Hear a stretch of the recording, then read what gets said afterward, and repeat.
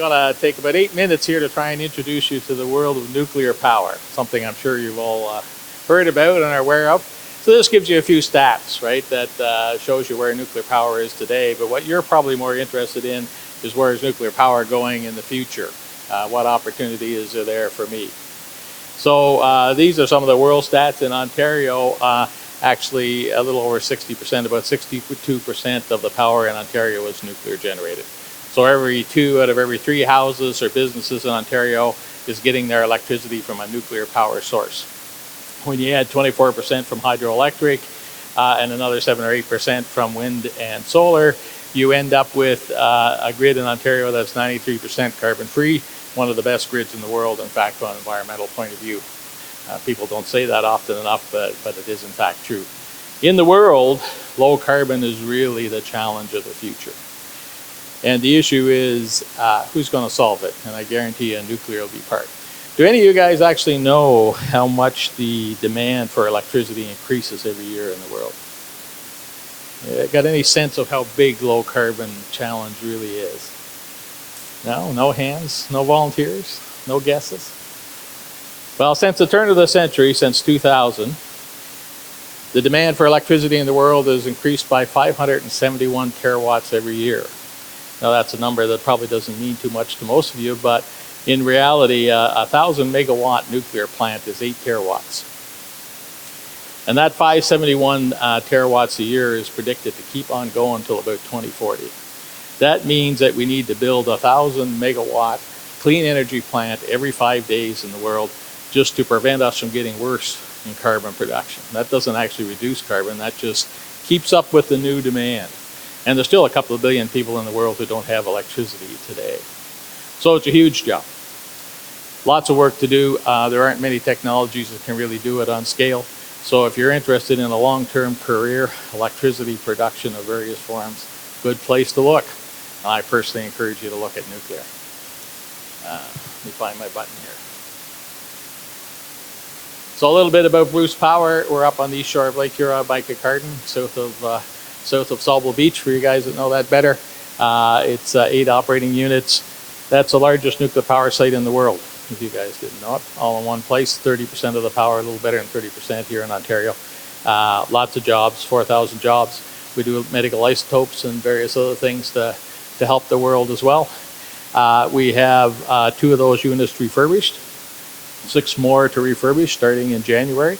That refurbishment activity, or major component replacement as we call it, will go on until the mid-30s. So a lot of work for technology-based jobs in particular, but others as well, science, engineers, trades, tremendous opportunity there to get engaged in rebuilding those plants, which will run until the mid-60s in their current form. Could be refurbished again, but right now it would be the mid-60s. So even most of you would be thinking about retirement by that time. You'd be almost as old as I am.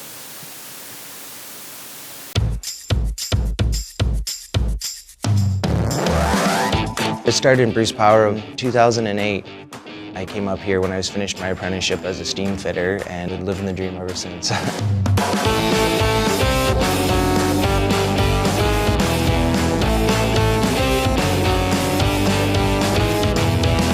Well, I always enjoyed shop class. Summers I got to work at the Acon shop. My dad got me a job, so I'd work there in the summertime, so I had a bit of exposure to the trades.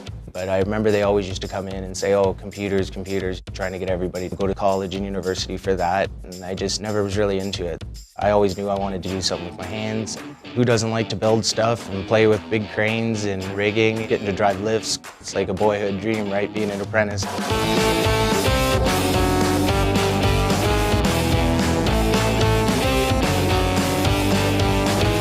My family is most important, doing stuff with my 2 little girls. When I first came up here, I bought 20 acres and built a house. It's nice to make a little bit of extra money so you can afford all the toys.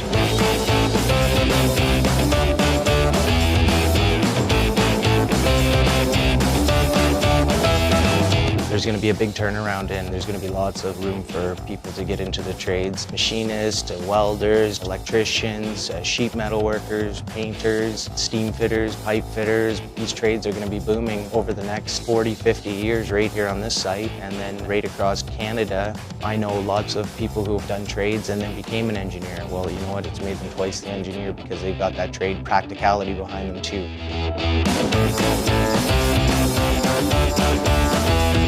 You always have your trade, and if you want to try something different and get out there and try a different job, it's not for you, you don't like it, you can always go back to what you're doing.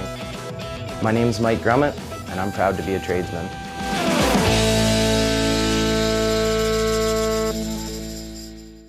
So just a personal story to talk about the trades, one of the new trades folks up on our end of the world.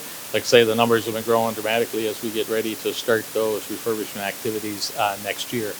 Now, what about everything else in the future? We talked a little bit about energy in the world and what it takes to get there.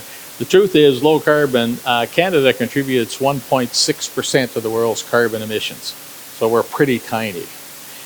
So we have to, we need to solve our own problems and we need to be better at low carbon. We cannot win the carbon battle by ourselves. We need to help the rest of the world get there. If we don't do that, then their failure becomes our failure. And that's the other part of this challenge is we're in it together, whether we like it or not. We can't just do our own thing.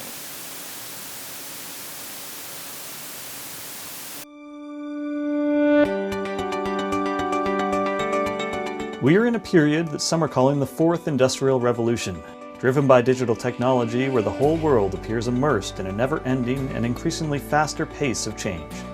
Innovation is a key to that bright new future. The combination of experience and knowledge from the past and the inclusion of creative imaginations and bright new ideas will give us the agility to transform the business to be successful in the future. Innovation in the nuclear sector means finding new technologies and solutions in an ever-evolving world. And these solutions matter. They keep the environment healthy, advance medical breakthroughs, promote economic growth and job stability, and ensure clean, affordable energy. The Nuclear Innovation Institute nurtures ingenuity through applied research. We bring technological leaders together to pool their expertise and make a global impact. We are a place where the sharpest minds collaborate on problems and opportunities. A place where new technology is shared with the people in the workforce who use it.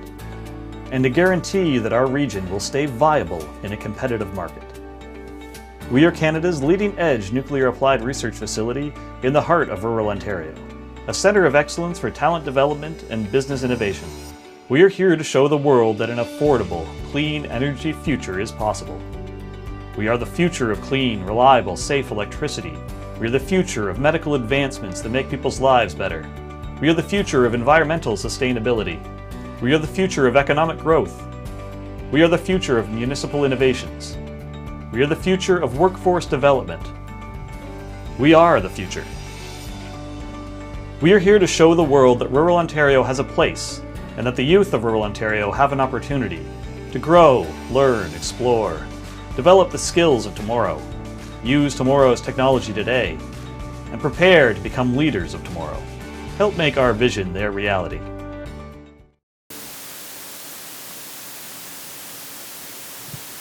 So our intention is kind of dramatic. Our intention is to change the world, starting with changing Bruce Power, bringing us up to date. Been around on site since the mid-'60s, so time to update the business and how we do work, include AI and various business process improvements, then our local communities, the environment, and reaching out to the world. So there's some exciting new technology in nuclear these days, commonly called small modular reactors. But it's really advanced technology. Some of it's not small and some of it's not modular. They are all reactors of one form or another, but they offer tremendous potential. The after safety factors are in the order of once in a billion. That's pretty good. Your typical air flight, if you're interested, those numbers sound kind of interesting, but your typical airplane you fly on, your chance of not coming back home is somewhere around 4 in a million. So when you talk 1 in a billion, that's a very, very good safety factor. Not many industries can even come close to it. So if you're interested in joining us in this challenge, I hope you'll consider nuclear. From a quick personal point of view, it's been a great career for me. I've not done nuclear all my life, but a good chunk. And I've had sort of 12 major career directions and redirections at that point. Cheryl and I are on our 14th house, so it's not a static, sit in one place kind of career if you don't want it to be. If you like working at one location and staying there, you can do that. If you want to travel around the world, you can certainly do that as well. So I ask you to consider us. Take a look at us when you're